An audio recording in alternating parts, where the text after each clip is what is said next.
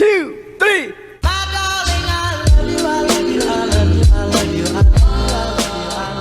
Hey guys, I'm Kent and welcome back to my channel. So I'm still working on turning my 2019 Honda Monkey into a track-focused bike. I've already done the racing slicks, I have the front springs, I have the rear suspension set, and I have the slider set. I still have a lot of small things to do, but one other big thing that I wanted to have before I get this bike on the track is a set of rear sets. So today I'm going to be installing the Tyga rear set kit. This is for the Honda Monkey as well as the Honda Grom. Now I actually had a set of these rear sets on this bike a couple of years ago, and it's been a fantastic set.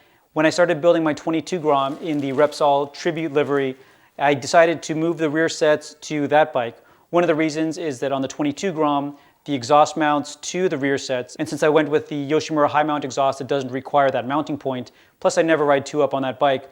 I wanted to have a different set of rear sets that didn't have an ugly mount just hanging out by itself. Plus for the track, you have a lot more clearance on a set of rear sets so that you're not dragging the pegs too easily. It also has crisper shifting and it just looks awesome. I thought I'd do a quick unboxing, show you all the pieces that come in the kit and how simple and straightforward the installation process is. I've actually ridden a couple of other different types of rear sets that are available for the Honda Grom and the Honda Monkey, and this really does seem to be one of the best sets available from the overall look, the preciseness of the machining, and just how good the shifting and the braking feels while riding them. So again, let me get this open quickly and we'll get it on the bike. So these rear sets come largely assembled. Both halves have all the pieces already attached. There's a couple of spacers here in the baggie for the right side, but you can see that everything's already connected. There's also a lot of adjustability on these rear sets, which is something that's really nice. So on the foot peg, you can see that you can go between two different positions depending on how high you want the peg itself to be. And there's also 5 different positions of adjustability of the overall angle of the rear set that you can make using the adjustment piece here. I'm planning on running it in the middle because that's where I run it on my other bike, but based on your preferences, you can make lots of adjustments to this rear set. One thing that I wanted to mention before we get started, there's no provision on these rear sets for the rear brake plunger where when you pull it, it closes the circuit to turn on your brake light. And while this is a track bike, I am still going to keep it street rideable for now. So what you need to do if you want to retain that functionality, or at least the easiest way to do it, is to buy one of these little pressure switches. They're available on Amazon. I'll link below to them. They're only about $10. But instead of using a regular brake bolt, it's this brake bolt that has a little pressure switch in it. So when you brake, it increases the pressure, closes the circuit, and this plugs into the regular harness. This actually came with a different plug. I crimped 2 male bullet connectors on it to make it plug and play. But this is a very easy solution to retain the rear brake light functionality with this kit. So before I start to install these, I'm going to take off this plate here so that I can make an adjustment to move this bolt to the center. To do that, you just use a 5mm Allen key. And once the plate's removed, you can see all the options for where you can put the mounting bolt. So to remove the stock rear set, there's the swing arm bolt that goes across the bike. I'm going to actually use a different bolt to chase it out one direction so that it's easier to get the bolt back in through the swing arm. Okay, so just like that, the right rear set is off. Here's that washer again, make sure you retain this. There's 2 bolts here that you use an 8mm socket to remove the rear master cylinder. And then you should be able to fish out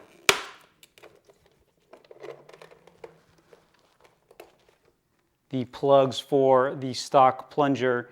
This is what again controls the rear brake light that we'll be replacing with the pressure switch that gets connected directly to the master cylinder. And before I pull these bolts out all the way, there's also a pin here that I need to release.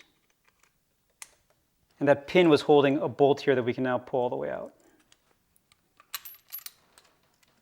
So again, I'm going to chase the axle with this rod I have. This is actually for my motorcycle carrier, but I think it's the same diameter. So you'll be retaining this part of the shift linkage. You need to remove this boot though, and that you can see there's just this bar that has a 90-degree bend and a hole in it, and there's a little clip that needs to be removed so that you can move the bar out.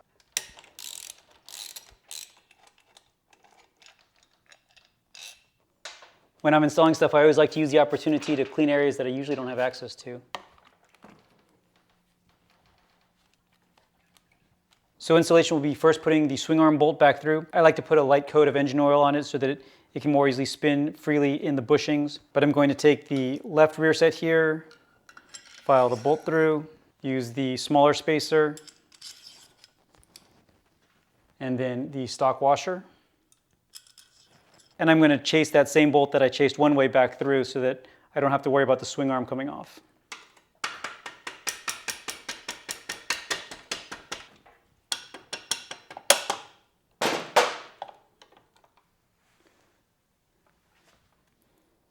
So from here, I will get the bottom bolt in the middle hole. The kit also came with some mounting hardware to connect the shift linkage to the stock shift arm. And we'll be using these nuts to adjust this linkage later so that we can have the shift lever at the right height.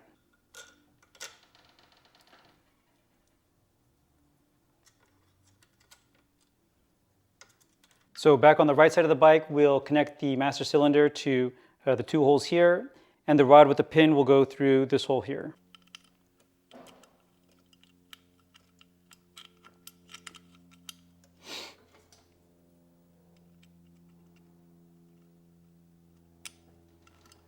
I'm going to torque down these master cylinder bolts to 9 foot-pounds.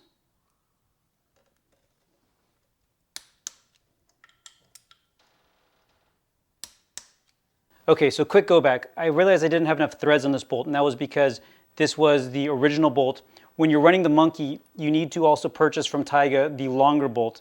You can see that it's about an extra centimeter or maybe centimeter and a half. But you need those extra threads to make this setup work. So again, when you're buying this for the Monkey from the Tyga website, they offer this in the kit. Make sure that you're picking it up if you're doing this installation on the Monkey. So anyway, I backed out the wrong bolt and I'm going to get the correct bolt in and then pick up from where I left off. So I've got the correct longer bolt in.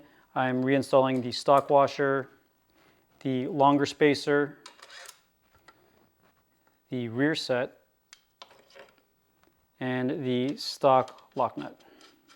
And I'm going to torque these lower bolts down to 25 foot-pounds and the main swing arm bolt down to 40 foot-pounds.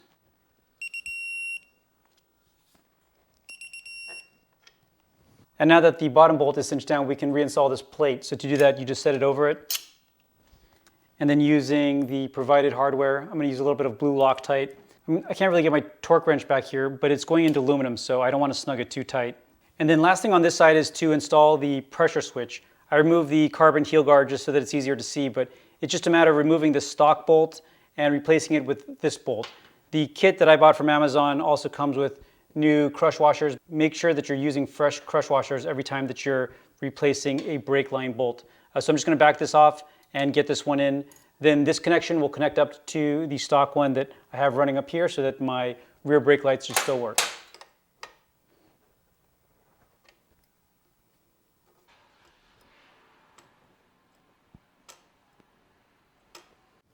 All right, and then last thing is to make some adjustments to this rod. The shift lever here is pretty low down. I want to have it about up to here, so I'm just backing off these locking nuts and making the adjustments.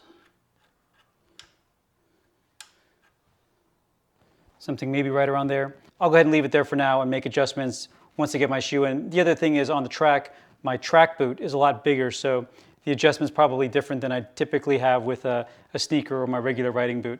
So that was a very easy installation. Again, I've actually already installed a set of these previously on this bike that I'd moved to the Grom, but now nice to have them back on this bike again, particularly as I start to spend some time on the track with it. But quality and performance aside, which I can attest to having rode these for a couple of years, the look is absolutely gorgeous, particularly compared to the stock set that was on the bike previously.